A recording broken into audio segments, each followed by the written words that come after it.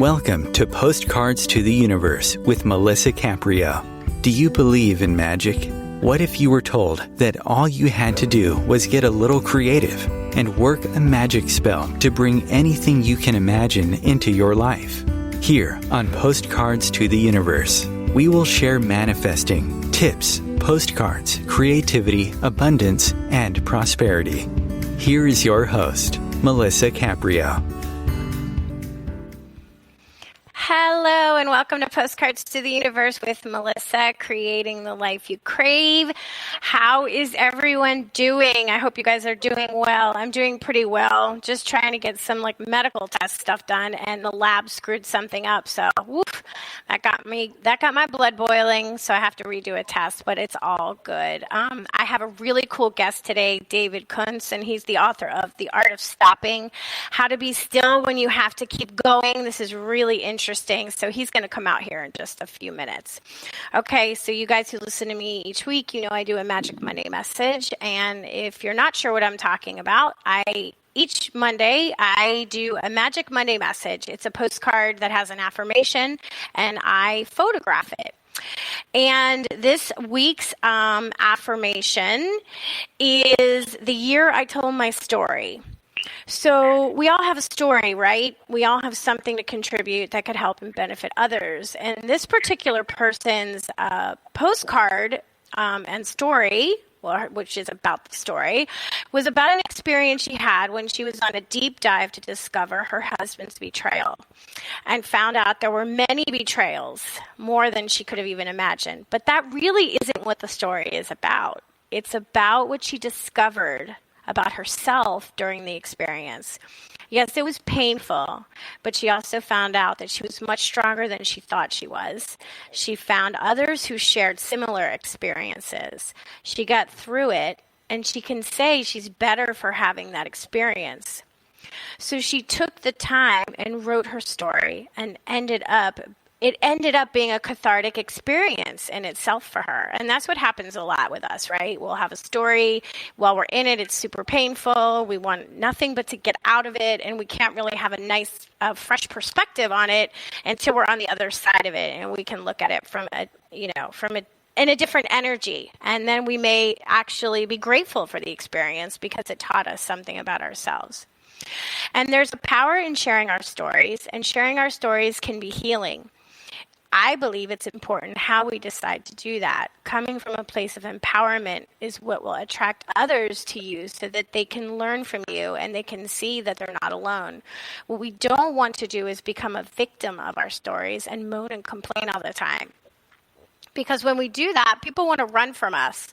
No one likes to talk to someone when every conversation you have with them, all they're doing is complaining and about how they're a victim. What does that do? That turns you off, right? So you're just like, every time you want to pick up the phone or have a conversation, you think, oh God, are they going to complain the whole day? The whole time I'm having this talk with them, or just chatting or going to lunch, it repels people. So when we make the decision to share our stories, we want to invite people in, and we want to share what we learned and how we have grown, and others will resonate with that. I remember when I was going through a very difficult time and I was in a lot of pain, I resonated with other people who had similar experiences, and I wanted to know that I wasn't alone, and I also wanted to see what they did to get through the darkness to the other side. I stayed away from people who did nothing but sit in their victimhood and did nothing to move past it. I physically couldn't do it. And when something happens to you that's painful, at first when you're trying to process it, it's okay to cry and be angry and moan and complain and wallow in it for a while. You need to do that to process it. But where it starts to become toxic is when we stay in that space and we decide we want to stay a victim. Because I believe it's staying you energetically, that when we decide that we keep talking about our experience in that victim state of mind, we're making a choice to stay as a victim. And today's conversation is going to be really beneficial to help us learn not to stay in our victim stories. By learning what stopping means, we can get in touch with ourselves and tune into our bodies and minds and see what it is we need and what inspiration comes to us. If you want to see my Magic Monday message postcards, the photographs, please go to my website. I share them each week on all my social media platforms. And if you're interested in doing some inner work exercises and reading people's incredible journeys of transformation and inspiration and manifesting, you can see that in my book, Postcards to the Universe, Harness the Universe's Power and Manifest Your Dreams, which you can find on your favorite online bookstores. And follow me on social media. I started a Facebook group called Postcards of Love, where I share inspirational messages and mostly photos of beautiful art or animals, anything that makes us feel good, because that's what we want to tap into. We want to feel good. And you can check out my new YouTube channel and subscribe. Okay, so next week I have Mark Nepo on, who has moved and inspired readers and seekers all over the world with his #1 New York Times bestseller, The Book of Awakening. Beloved as a poet, teacher, and storyteller, Mark has been called one of the finest spiritual guides of our time. And he's going to be talking about his 3-session webinar, The Life of Expression, Finding Your Voice, next week. So join us next week and you can hear Mark. I'm super excited about that. Well, I'm really excited today to bring out my guest, David Kundtz, author of The Art of Stopping, How to Be Still When You Have to Keep Going. He's a former priest, marriage and family counselor who climbed the mountain of too much and found he needed to come to a grinding halt to get a grip on his life and to catch up to who he truly was. He reached critical mass. Most people are there or close to maxing out. There is something we can learn to do when the world is just too much, and that, according to Kundtz, is stopping. A simple method that brings startling results. Stopping has 3 levels: Stillpoints, Stopovers, and Grinding Halts.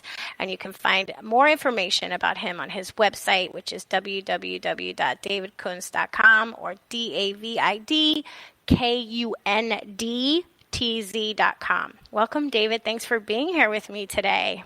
Melissa, it's a delight to be with you. Thank you. Thank you. Okay, so I've been reading your book, and I actually finished it this morning. It's great. But before we get into the book, The Art of Stopping, can you tell us a little bit about your background, share who you are with us?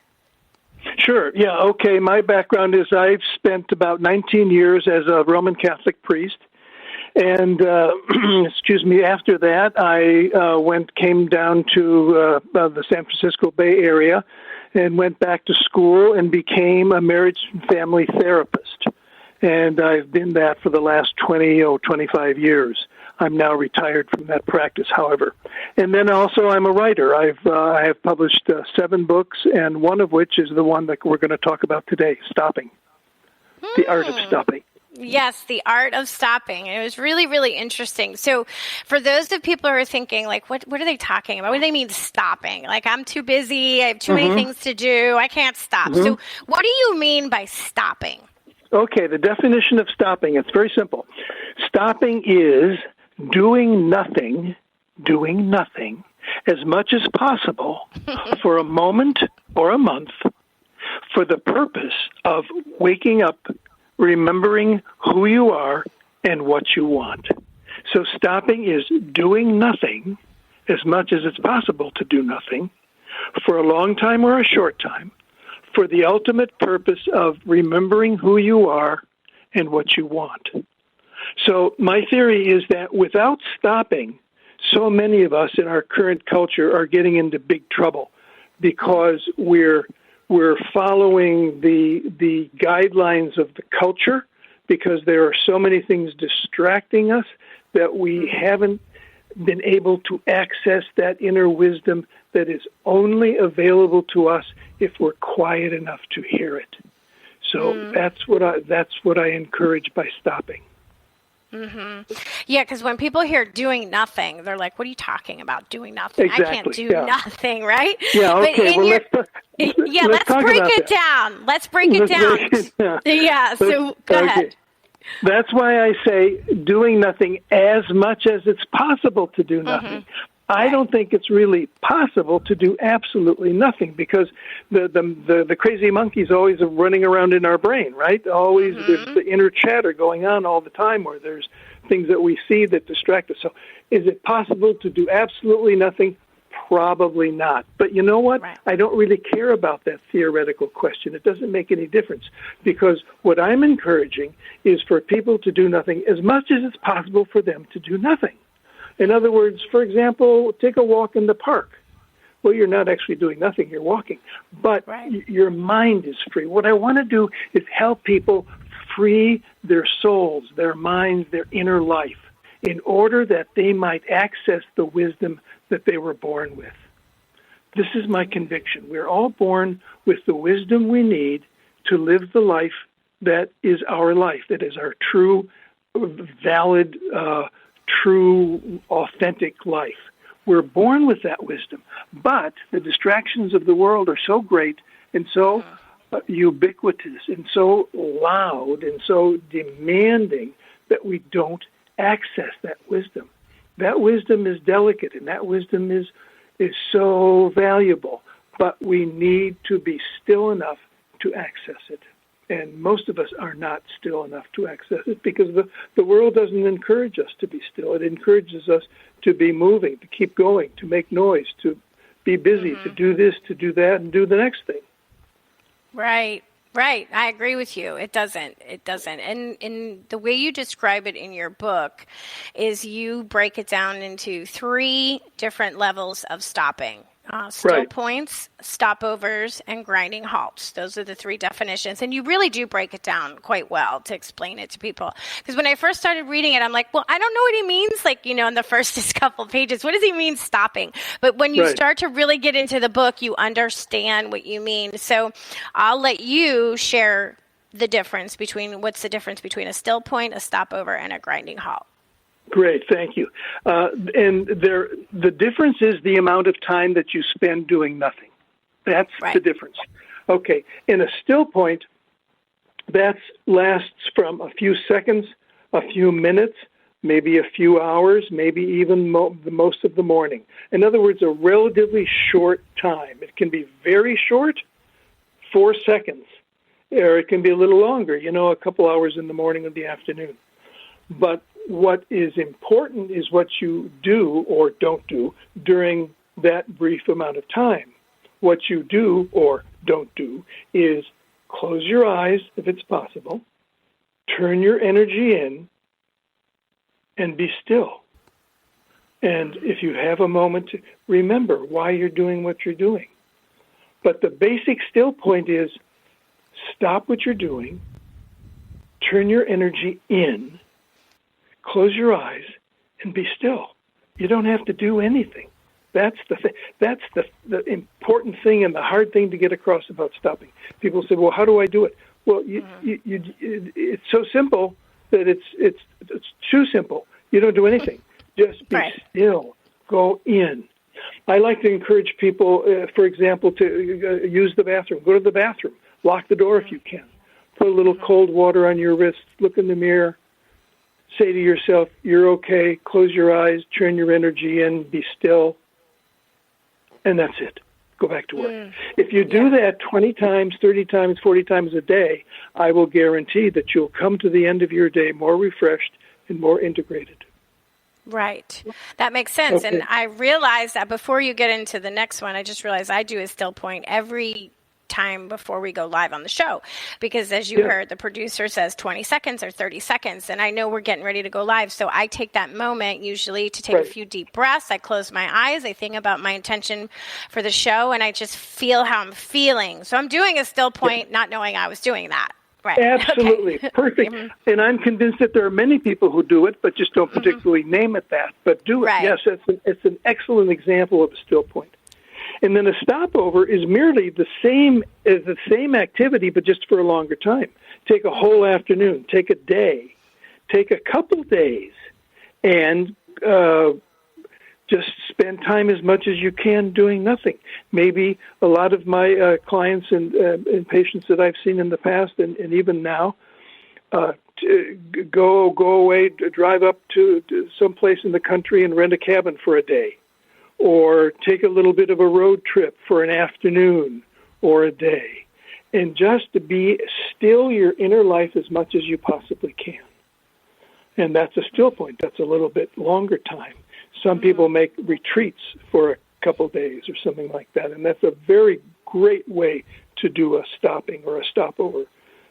Many retreat houses throughout the country offer silent directed retreats, and they're wonderful. You don't have to be in any religious group to do it either. And then the third part of stopping is what I call grinding halts. And these occur rarely, and sometimes, for some people, they never occur. You'll never have a grinding halt in your whole life. For other people, they might occur several times, as they have for me. They often occur around a marriage, an event of life, a moving out of town, or a new job, or a divorce, or birth of a child. Some big major life event can often precipitate a longer period of stopping and stillness. Those are the ones that I love, and I've done them. In fact, that's how I discovered the whole concept of stopping. I had a huge midlife crisis when I was in the ministry, and I went away for a month on the north coast of California, and I did nothing but look at the ocean. I didn't know and it wasn't because I knew what I was doing. It wasn't that, I'm going to go do this and then I'll know what to do. No, I didn't know what to do. I was lost, so I ran away, basically, is what I did. I went and I stared at the ocean for a month, and when I came back to my life, that's when I realized what was happening during that time. I was scanning my life, so to speak. What's important to me? What values do I need to keep? Am I going to leave ministry, or am I going to go back and continue my ministry? All those things were happening, and I really didn't know it until finally I went back to life and I realized, okay, yeah, this is what I really want to do. But I'm convinced had I not had that stopping experience, it would have been a lot messier. Yeah, this is a perfect place. We're going to take our break now because I want to talk a little bit about that month that you took for isolation for yourself and what that was like. Okay, so stay tuned, everyone, and we will be back in just a couple of minutes.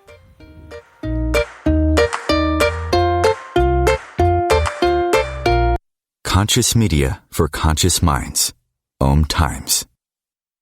Host your show on IOM-FM, the radio network of OMTimes Media, one of the more recognized brand names in the conscious community, and is backed by the extensive marketing reach of OMTimes. Hosting a show on IOM-FM immediately connects you with our extensive dedicated community.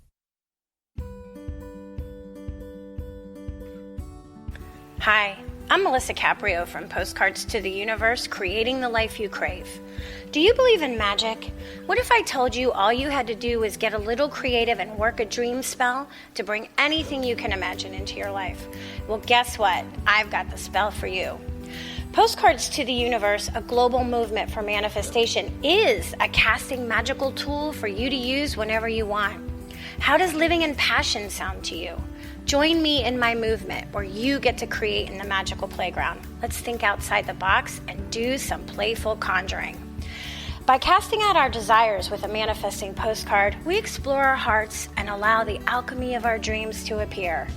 And don't forget to tune in each week here on OMTimes Radio with my show, Postcards to the Universe, creating the life you crave at 4 p.m. Eastern Time. I share tips on creativity, abundance, and prosperity, and you will be introduced to the coolest guests, trailblazers, mystics, and creatives who enrich our lives.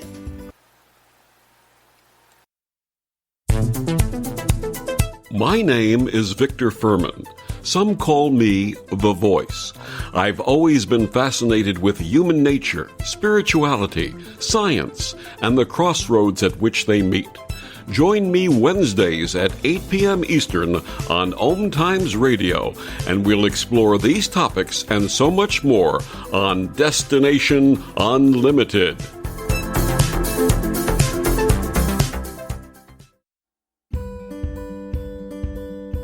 The rainbow is God's promise of hope for you and me. And though the clouds hang heavy and the sun we cannot see, we know above the dark clouds that fill the stormy sky, hope's rainbow will come shining through when the clouds have drifted by. Teresa Caprio is the president and founder of Rainbow Guardian Inc., a nonprofit 501c3 serving the intellectually challenged / developmentally disabled, including autism.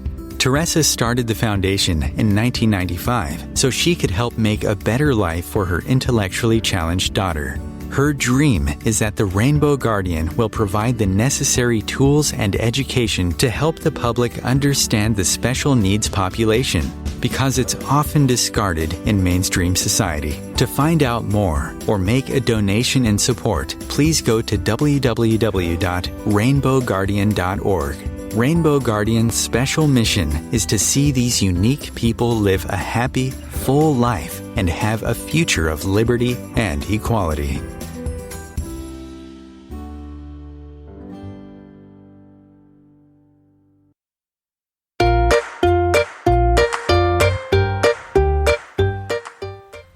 Welcome back. So I have author David Kundtz on. He wrote the book titled The Art of Stopping, How to Be Still When You Have to Keep Going, because we always feel like we have to keep going, right? So David, before the break, we were talking about you call it a grinding halt, which is a very long block of time. It could be weeks, months, whatever, where you completely stopped so that you could reconnect with yourself. And you went someplace and you were in complete isolation, right? For a month? Yes, I was on the Northern California coast in a little town called Mendocino, and I rented a cabin there, and really I was just sort of hiding out saying, okay, now what? I don't know what I'm going to do with the rest of my life. I was fortunate that I could do that. Many people really can't just stop and take a month. Right. So I was very fortunate that my bishop allowed me to do that. And what did your days look like? What did the days go by? Because, now we're so used to, we get up, we get on our computer, we answer our emails, we respond back to phone calls, we do what we have to do. And maybe some people turn on the news and watch television. What did your day look like for that month? I did none of that. Okay. I slept as long as I could. Good. I got up and prepared a very simple meal. I did a lot of walking on the beach, probably every day. I did take a watercolor class once a week, so I had 4 sessions at the art center there in town, which was some bit of activity that I did, but again, nothing very demanding. I made some terrible watercolors of that beautiful coast. Right. And but the rest of the time, I would prepare my lunch. I would maybe go out for a simple dinner. I did a lot of reading and a lot of walking and a lot of and I mean this just the way I'm saying it, just sitting and looking at the ocean, or just sitting and looking at the trees at the coast. And I did nothing as much as I possibly could. And that's because I didn't know what else to do. But as I said, as I came back to life, I realized that I was scanning my life and listening to the inner wisdom that I think is always in all of us. Yeah, you talk about that in your book, that it sort of happens unconsciously, that we scan our lives and we don't even realize, we don't even have to do anything to do it. We just, our subconscious kind of takes over, and it just starts to check in with what we've been doing, where we've been, and and maybe ideas of inspiration come in those moments. Or did the ideas of inspiration come for you later? They came later, but one of the things that's important is, as you say, you don't have to do anything. But when something comes up, or when you have an insight, what you do have to do is to notice it. See, because very often we don't notice those things. For example, you might be doing a stopover, a middle-sized amount of time, just doing nothing and being still. And for some reason, say one of your friends from 6th grade pops into your mind. Haven't thought of that friend for years. Okay, what I'm saying is notice that. Don't just say, "Oh, that's interesting," and let it go. Notice that. What is your inner wisdom trying to tell you by bringing to mind that friend? Or you remember something else that you did as a child, or something that you did last week. Notice what comes up for you, because very often these things are coming up, but we don't notice them. We don't give them any power. And what I'm saying is, yes, give those things as much power as they need. Notice them, milk them. Get whatever you can. Ask them, what do you want from me? What is it that you're trying to tell me? So, yeah, you don't have to do anything specific. Sit down and try to solve a problem. No. Just be still and let it come, but then notice it. And I like that I like something that you said in the book, because I, like you, have meditation is difficult for me, sitting and meditating. And you compared stopping to meditation. So Yes. I'll let you explain what you mean by that. Okay, well, stopping is like meditation and not like meditation. So it's both. It's like meditation insofar as the purpose of both of them are the same, to help us to become aware of our inner life, what we truly want, who we truly are, to achieve mindfulness, which is a very important word for us these days. That's what we're trying to do with both meditation and with stopping.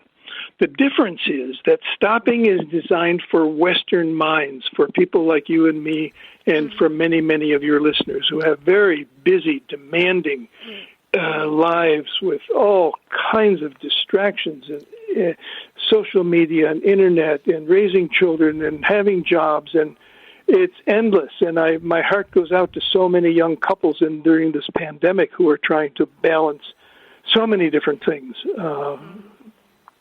School, homeschooling, and all the rest of it. So, yeah, the purpose of both of meditation and stopping is to access your inner life and achieve mindfulness. Yeah, I love that. I love that you talk about that we can tap into mindfulness by just taking a moment or a few moments each day using still points, just taking still points. And I like how you described in the book, like maybe before you make that phone call, right? You're going to make a phone call. You take just a minute, take some deep breaths, check in, do it, take a still point. Before you send that email, do the same thing. And if you kind of get into that routine on a daily basis, you realize that it's very doable. The problem is it's very doable to do it that way, right? Because every day you have to answer somebody, you have to respond to something. So you can use those times as a still point, which I thought was really a great idea. In fact, I'm going to make sure I'm more conscious of doing that now. Since I read your book, so thank you. Okay, but what you were going to say, but the problem is what?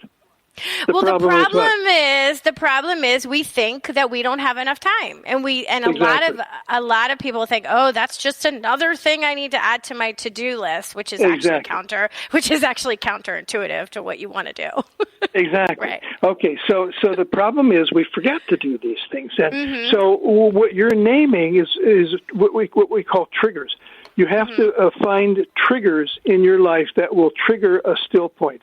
As you say, every time you go to make a phone call, or every time after you hang up, so to speak, after you terminate a phone call, a still point. Every time you terminate a phone call, do a still point. Every time you get in the car, put the key in the ignition, do a still point. Every time you go from your desk to the copy machine, do a still point. In other words, find those moments in which you attach still points. And that almost assures that you'll do them. If you get into that habit, this is really like developing a habit, developing a new habit. That's the challenge to stopping, is developing a new habit. It's not much of a challenge to do it because you don't do anything. You don't have to do anything. You don't have to learn a new system. You don't have to buy new clothes. You don't have to do anything. Just do nothing as much as you possibly can to free your inner wisdom. That's Yes, and I feel like, and you tell me if I'm correct, that many times we humans get forced into the big grinding halt, and usually it's because something we don't want to happen, right? Yes, we get sick or we crash and burn, so we have no choice but to stop. The universe says, no, you're stopping. That's right. And that's the worst way to do a grinding halt. Right. Why? We don't want to do that. No, we don't want to do that. Because why? Because when the world forces you by accident or by illness or by any other misfortune to do a long grinding halt, your mind is elsewhere. Your mind is on being sick or being hurt or being made very doing a very inconvenienced life. So you really can't do nothing. You're always doing something, which is trying to get better. So yeah, it's a very bad way to do a grinding halt. Sometimes it's the only way some people can finally do it. The world stops them. And if they're wise, they'll take advantage of it as much as they can and be still, hear their inner wisdom. But it's hard. Yeah, it's hard when it's very hard. Yeah, because that's what happened to me. So I got, at the same time, and I've talked about it before in the show, I was going through a divorce and changing jobs and moving all in a 30-day period. So I crashed and burned. So for the first year after all of that, it was basically grieving. It was like getting over everything, So it didn't feel like the way you describe it in your book, like the kind of, I would love to take a grinding halt and take like a couple of weeks and go on purposeful, a conscious grinding halt where I take my time and I get to do those experiences, not where I'm crashing and burning and I'm forced into it, where I'm recovering from something. Yeah. Absolutely. No doubt about it. Those are two very, very different experiences. And the way we want to do a grinding halt is when things are going great, very purposeful. The one example pops into my mind of one of my clients, an older man. He was in his 80s, and he did what he called a stopover. He lived alone. He was lonely, and he wanted to visit his daughter in a distant city.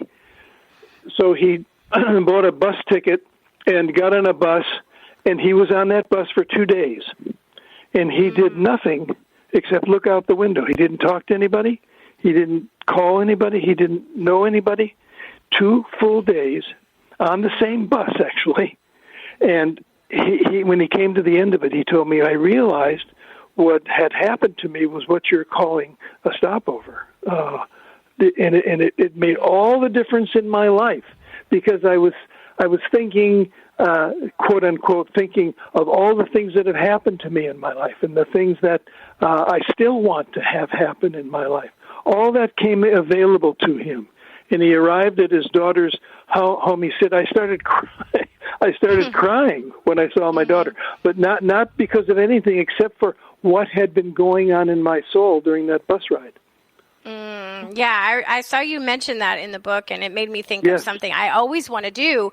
I want to take a train. I want to take a train across country. I want to go from Florida, like all the way up, and that's the reason. To sit and watch wonderful. The world what a great go way by. to do, isn't that a great way to do it? I don't have to drive. I don't have to focus. I don't have to stress about flying and taking a train. There's something about that I always feel drawn to. So obviously I should listen. Yeah, I was going to say, I know you're going to tell me, do it. Do it. Don't wait. Don't put it off. I'll tell you one thing. Now that I'm retired and could be called elderly, I encourage people to just do it. Don't put things off. Because, the right time, quote unquote, never comes. So do it now if you can. Yeah, you're right. And this year has been, I'm sure, very difficult for lots of people. So what have you been recommending that we do to help us with the small still points and stopovers that we can do? Oh, I know. It's so difficult. And one thing I like to keep in mind in regard to this pandemic is that the pandemic is affecting everyone very, very differently. For example, for me, it really hasn't made an awful lot of difference in my life. I'm retired, okay? And it hasn't made a huge difference in my life. Difference, yes, but not huge. Then I think of the young couple with 2 jobs, 3 kids, homeschooling, shopping, cooking. Oh my goodness! My heart goes out to them. So we have to understand that for some people, it's very, very different than it is for other people. That's the first thing to understand. And then turn a mandated grinding halt or a mandated stopping experience by the pandemic into a spiritual stopping experiences by taking as much time as you possibly can to do nothing, be still, and remember who you are. So to transform the pandemic stopping into a real valuable stopping.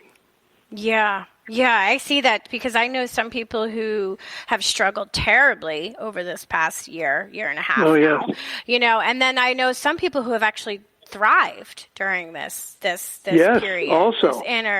Also. So it is that way for a lot of people. And I mean, what can we like do on a daily, like what's your go-to that you do? Obviously you probably do Stillpoints all throughout the day, but like what's your go-to that you know that really kind of centers you? Okay, for me, there's no doubt about mine. Mine is to go into nature. Okay. I'm fortunate here I live on the West Coast, and near the San Francisco Bay Area, and I live right next to a huge park, and it's where I head. Okay, daily if possible, and just to be still and to clothe myself in nature. And to be at one with the world, the physical world, and the universe.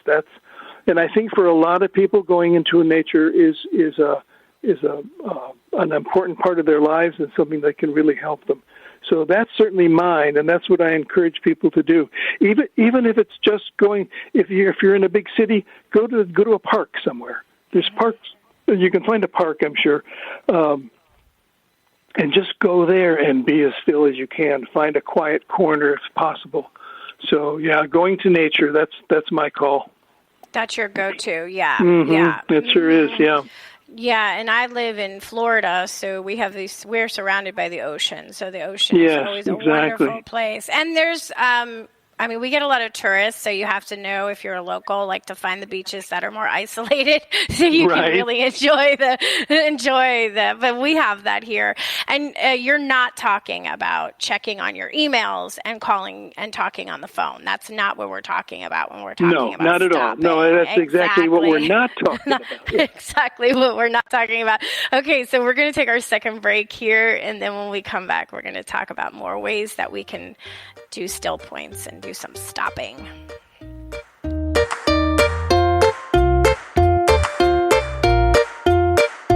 The Real Conscious Connection. OMTimes Radio. IOM FM. OMTimes Magazine is one of the leading online content providers of positivity, wellness, and personal empowerment. A philanthropic organization.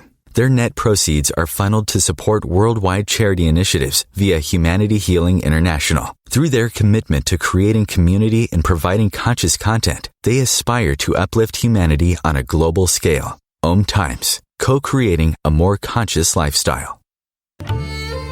Imagine yourself being transported to India, to the banks of the Ganga and an ashram in Rishikesh. Visualize that you are welcome to satsang with an American sannyasi who shares the wisdom of her guru. Your visualization has manifested. Join Sattvi Bhagawati Saraswati for inspiration and transformation every Thursday at 11 a.m. Eastern on OMTimes Radio.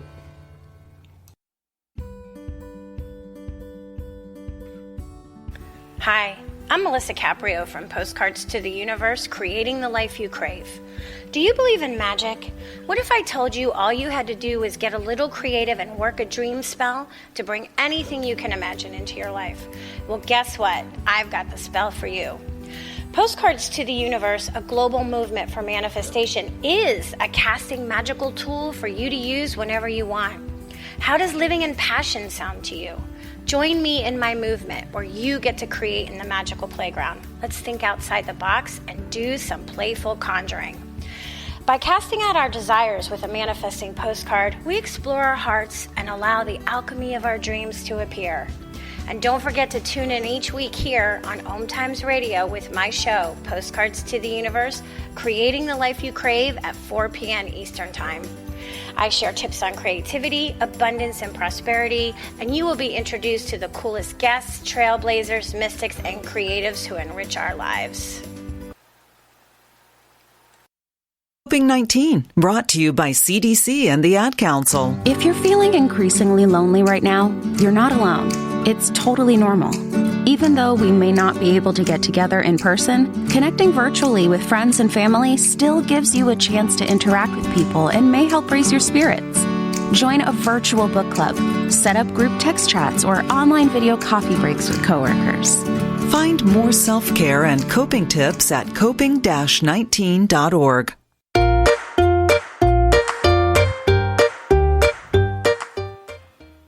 Welcome back. So, David, I was thinking during the break, especially this past year, with us being stuck at home, I know so many of us, like mindlessly, we scroll on social media or we binge watch shows on Netflix, right? That's like the thing. So that is not, I don't think, what you would mean by stopping. That feels to me like that's a way to distract ourselves, which is the opposite of mindfulness, by binge watching Yes, shows. you're absolutely right. Yeah, no, I'm not talking about Netflix and those kinds of things. No, not at all. Those are fine. I don't disparage that or criticize that. No, that all has their place in our lives. But see, the thing is, before we start any program of self-improvement, my conviction is you need to start that program from a stopped position. In other words, from a position in which you've been still enough, long enough to know really, really what is it that you want, and really, really who is it that you are. There's a story, I'm sure you've heard of it, of the executive who's climbing the ladder of success, and she's climbing and climbing and achieving success, achieving financial gains, doing well, finally getting to the top of the ladder and realizing that the ladder is leaning against the wrong wall. That's what we want to avoid. We want to be as mindful as we possibly can, know what our values are, know where we want to go, as much as possible. Okay, these things are ephemeral at times and changing. So I'm not talking about absolutes, that we know absolutely who we are and absolutely what we want, but we increase the degree of our knowledge. We increase the degree of our wisdom by being still and accessing that inner wisdom. Yeah, I love that.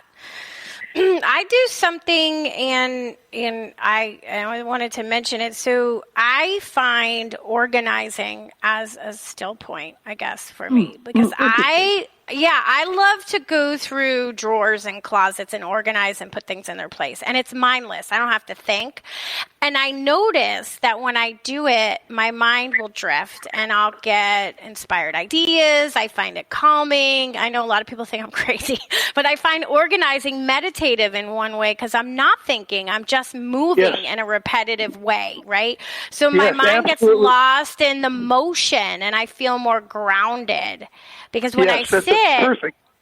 Okay, good. Yeah, because when I sit, sometimes I get anxiety because the way my mind works, it doesn't stop, and I'll start to think, oh, I got to do this, this, this, and this. But when I'm doing something mindless and I'm moving, I find that seems like, it feels like from what you described, what a still point would be for me. Perfect example of doing nothing as much as possible. That's a perfect example. And you're right, that is doing nothing. You're organizing, you're putting this here and that there, but you don't have to think about it.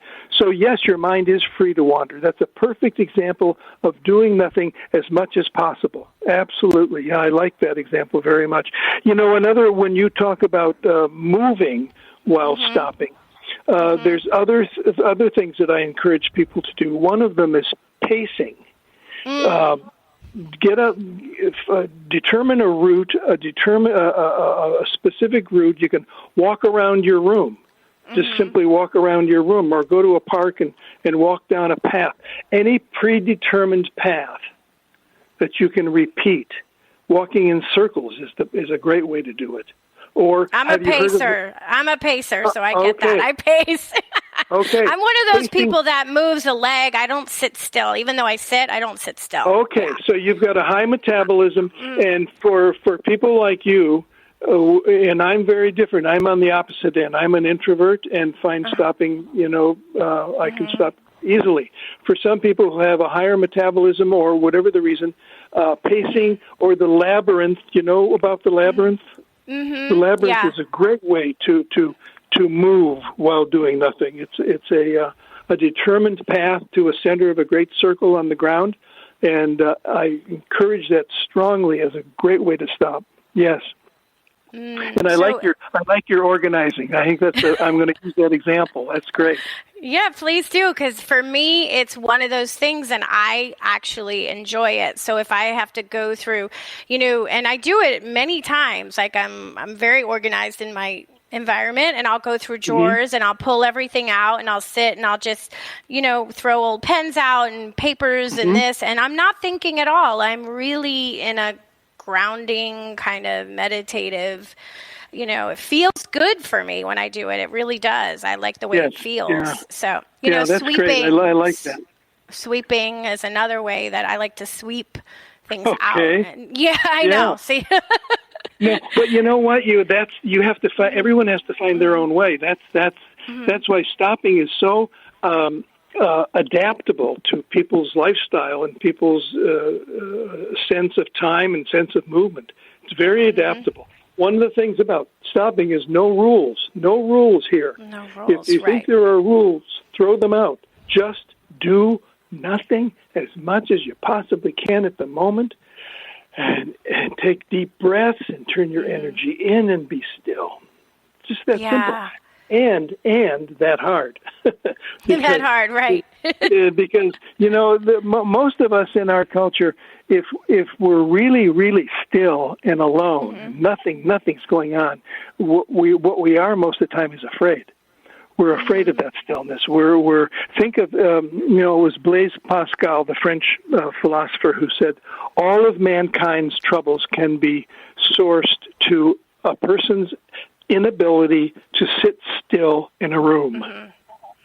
So for you and your listeners, imagine going to a room, no disturbance, you're alone, no one will bother you, you're there for as long as you want to be.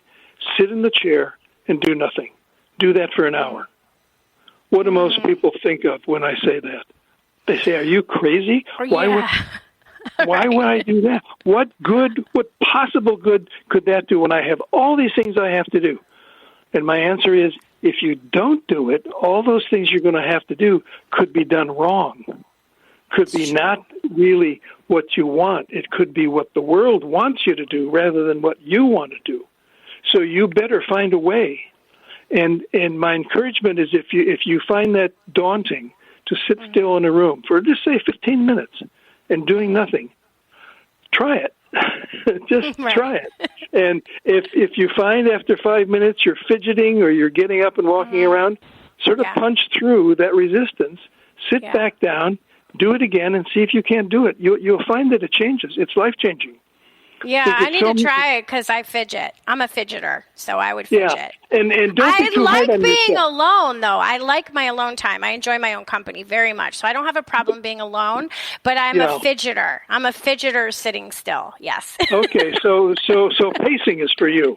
Yes. And I say to everybody, don't be hard on yourself. Right. If you find that sitting in a room alone is hard, it could well be your metabolism is different from mine, for example. So that's okay. Don't be hard on yourself. Pace around the room. Pace around the chair. But just pace around the chair. Don't sit in it. Pace around it, and you're going to be able to do the same thing. But try it. I will try it. Okay. I'm going to try to do a 10, 15 minute where I actually just sit and have no distractions and try and not fidget. I just want to see. I want to see. Yeah. I wanted to ask you, and I think this is important for people to hear. So for us that, are going, and we're like, I don't know how to take a break. I don't know how to take this time for myself. What does it feel like when it becomes too much and we need to take a step back? Like, what are the warning signs that we may be experiencing and we don't even realize they're warning signs right now? Sure. Burnout you're talking about, basically. Irritability, depression, lack of sleep. Those are three very strong warning signs. If you're depressed, if people think you're depressed, and if you don't know, so very often people are depressed and don't know it. Ask your friend, ask your good friend, or ask someone you trust. Ask a clergy person or someone that you trust. Do you think I'm depressed? Do I feel depressed? And then how about sleep? Are you sleeping enough? Are you waking up disturbed at night? That's another sign. Being irritable, snapping at your spouse or your kids or anything else like that is another sign that you need to You need to be still. You need to be stopped. You need to be quiet, or you need to get rid of the distractions that are going on in your life and the demands.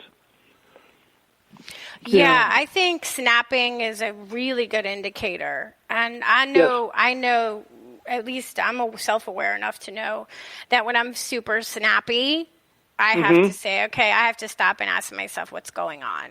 You know, why are you so snappy? Why are you being so, quick to get heated? You know, when I get heated quickly, I always have to ask, okay, something's going on. What is it? And that's what is it? Good. That's great. Yeah. And that in a way is a still point in itself. You've turned your energy in. You've looked at yourself from the inside out, so to speak. Great. Yeah.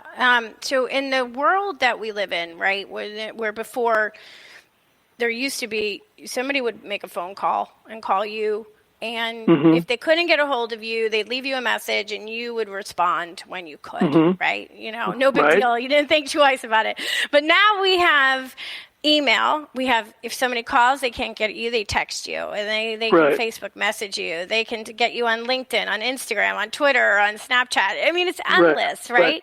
So how do we deal with that? Like, what is, you don't want to be rude when people are reaching out to you, but it's very different than it used to be when somebody would call you and you got back to them when you could. You know, they'd leave you a message and you just got back to them. Now you feel like you have to get back right away. Yeah, what is that? You know what is the only thing I can think of is impose limits. Consciously make decisions about your availability. And I quit Facebook. I went back on just for publicity for my books, but I used to be almost, I won't say addicted to Facebook, but I spent way too much time on Facebook. So I just quit, and I don't miss it at all. And nor do my friends that are, it was the best thing I did. So think about just withdrawing from some of those things. And if they can't get you, they can't get you. They'll find you sooner or later if it's important. they'll get to you. So impose your own limits, and your own limits will become available to you if you're quiet enough and to know what they are. You'll know. Maybe you'll go to one social media, not the other one. Yeah, I'm like you. I'm on a lot because of my book and the radio show and everything. I'm on everything to be there. But if it wasn't for that, I probably would just have maybe one social media just to connect with some friends here and there, and that would be it. Right. Yeah, probably. Right. And your other audiences, they'll be able to get to you one way or another sooner or later. And if it's an emergency, that'll happen. I think we have to be very, very, very intentional about this kind of stuff. Whereas before, life was simpler in earlier ages. Even our grandparents or great-grandparents, those kinds of quiet times were built into their days. They're not built into ours. In fact, the opposite is built into ours. So we have to put them back. It's intentional. You have to be intentional about this stuff. You can't just let it happen. That's the underlying basis, I guess, for stopping, is intentionality. Yeah, and you talk about in the book about drawing boundaries and stuff. Right, exactly. That's one of the great gifts. Mm-hmm. One of the great gifts of stopping is you learn how to keep your boundaries, right? I love that. We only have a couple of minutes, so is there anything that you think that we should know or any advice you have for us listeners? Well, besides just trying to put the practice of stopping in your life by starting with still points, those little brief moments of stillness that pepper your day, besides that, I always like to remember a saying of Milan Kundera, who's a Czech novelist, and his saying is this: slowness is to remembering as speed is to forgetting. In other words, the slower you go, the more you remember, and the more you remember, the more you will be on track in your life. You will be doing what you want. You'll be becoming who you want to become. The faster you go, the more you forget. And then what happens is when you forget, the next thing that happens is you forget that you forgot. And when you have forgotten that when you forget that you've forgotten, it's gone. You don't have that wisdom anymore. It's over. So slowing down, stopping, being still brings you access to it.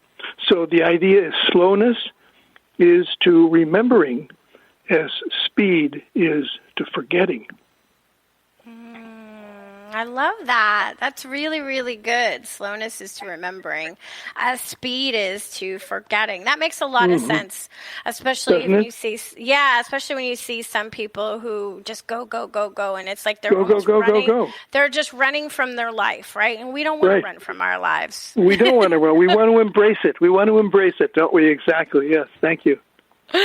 Well, David, I mean, it's been such a pleasure. It really has, having you on and listening, and I've learned some really interesting tools and tips that I'm going to add to my little toolbox that keeps me sane, so I appreciate that well, thank you, Melissa. I really, really appreciate being on with you, and I've enjoyed it immensely. Oh, great. Well, thank you guys. And grab David's book, The Art of Stopping, How to Be Still When You Have to Keep Going. Thanks for listening to Postcards to the Universe with Melisa, creating the life you crave, and wishing everyone a wonderful week with joy, abundance, and love. Peace.